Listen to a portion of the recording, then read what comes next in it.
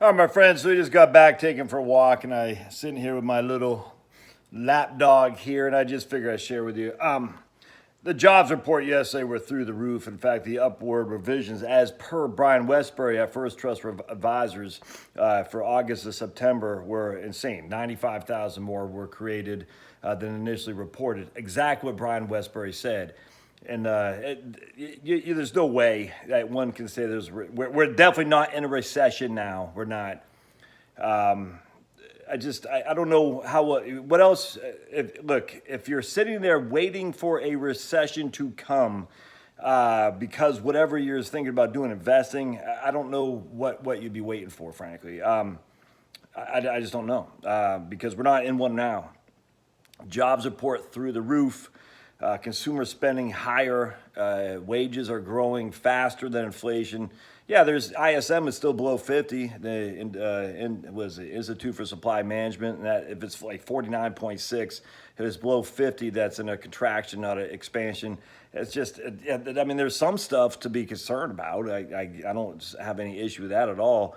I don't know why they cut rates again. The Fed's cutting rates is stupid. But that's inflationary. I mean, that's not deflationary by any stretch of the imagination. It just, you can't, if you're sitting there waiting to invest because of a recession coming, or I don't want to retire because of a recession coming, or I don't know what it would be.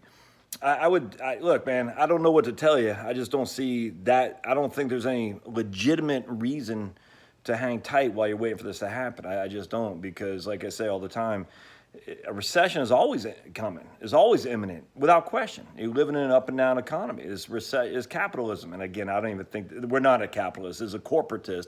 Either way, there is still business cycles. You have a Federal Reserve Board that tries to control, but they can't. Still have business cycles. And so recessions, expansions, inflation, deflation, all that stuff comes and goes. As long as we stay out of war, most likely there won't be hyperinflation or any extraordinary inflation of any stretch.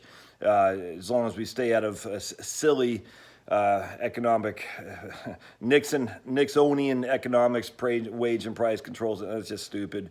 That could happen if we get a different person as president next year. But again, they got to go through Congress.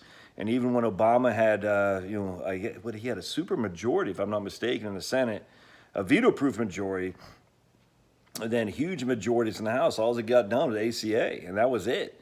And that had some clamor for it. And they got that done on Christmas Eve. And that led to Scott Brown taking over Ted Kennedy's Senate seat, which led the way to the Republicans taking over the House in 2010. And so even when just stuff doesn't happen quickly in Washington, D.C., which is good. We like that. I like when things don't get done, for sure. Gridlock is good. So if you're worried about, I mean, look, you can pretty much seal the fate that Trump has been bad for the economy. It hasn't been. People compare it to Obama. That's fine. I don't care. But the idea that the economy is like what's his name? Krugman said that the economy is going to fall off a cliff because Trump. That is simply not true. The market's done fine. Economic wages are growing as always. The issue that Trump is going to be bad for the economy, you can seal that and say, no, it's not true. Now, people would say, well, it did better under Obama. I frankly don't care. You can say if Elizabeth Warren wins, that could be doomsday. Yeah, maybe. But at the same time, that's what they said about Trump. That's what I said about Obama, and we're all wrong. I mean, believe it or not, the founders of America were very good at keeping quick political fixes at bay. And I'm reading a book again, the Forgotten Depression and the insanity that was Woodrow Wilson. And I'm not a history buff necessarily like some of these guys, but I never knew how just dastardly that guy was.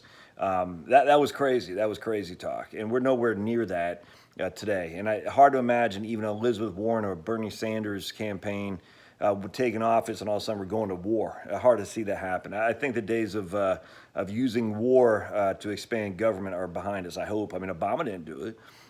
Bush did it. Obama did not. Trump's certainly not doing it. And that's good, because if you don't have war, you don't have inherently inflationary economies, and then you don't have deflationary economies when the war is done. So that's wonderful. So at the end of the day, if you're sitting on the sideline waiting for some shoe to drop, I don't know what you're doing. Now, at the end of you don't have to invest. I mean, I was talking to a guy the other day. Absolutely no reason for him to take risks in the stock market. We sat there, we say, you take risk in the stock market because you want something to happen, i.e., I want growth for whatever reason it is. This guy doesn't have kids. There's no way he's running out of money.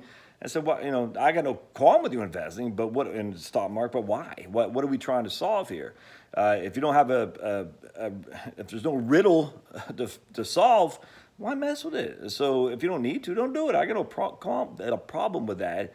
But if you're younger, you're trying to accumulate wealth and build wealth, and you're waiting on this recession to have to buy in on the cheap, you're making a mistake, man. You're making a mistake because the recession is always imminent. It's not happening right now. We are not in one now. We know that. So could we be in one 3 months from now? Sure. We always could be, always.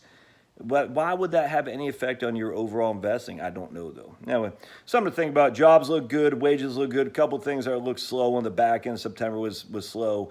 We'll see how that shakes out for October. But if wages are growing at a faster rate of inflation and jobs are booming, there's no recession coming down the pike anytime soon. All right, we'll see you.